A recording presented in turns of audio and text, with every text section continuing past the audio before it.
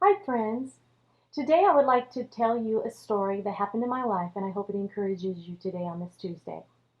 My parents were pastors of a little church in Houston, Texas, and during this time I was about 7 years old, and they decided to do an outreach of the community around them and do a little haunted house because it was around October 31st. Now they have different views now, but at the time they wanted to bring in, their motives were right, and they wanted to bring in the neighborhood kids to Sunday school.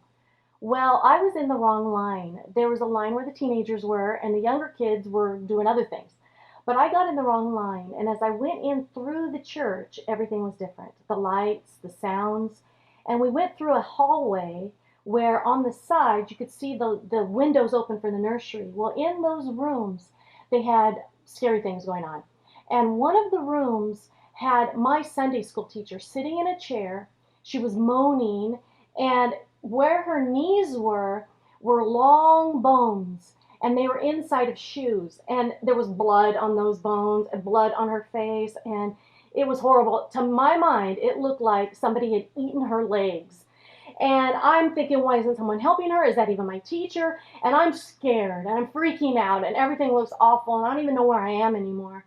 And my teacher saw me and she wants to comfort me, so she smiles at me and waves at me, and when she said my name, that pushed me over the top. I took off running, and I just took off running, and as I was going, I was screaming, "What time I am afraid, I will trust in God. What time I am afraid, I will trust in God." And I was just running full blast.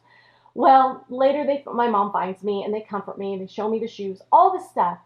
But at that time, I was so afraid, and God has helped me with that story in my life today in so many times. He will remind me that He's the same God as when I was a little girl that He is today, and that I can trust Him. And right now, we see things on the news. We see things about the virus. We see things about everything. And if it's not going to be the virus, it's going to be something else.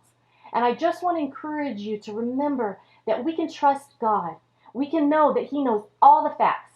We think we see the facts, but He knows the facts. And in Job 4:6, it talks about whoever your first fear is, you will get your confidence, you would get your hope, your expected end, and you would get your direction in the uprightness of your ways.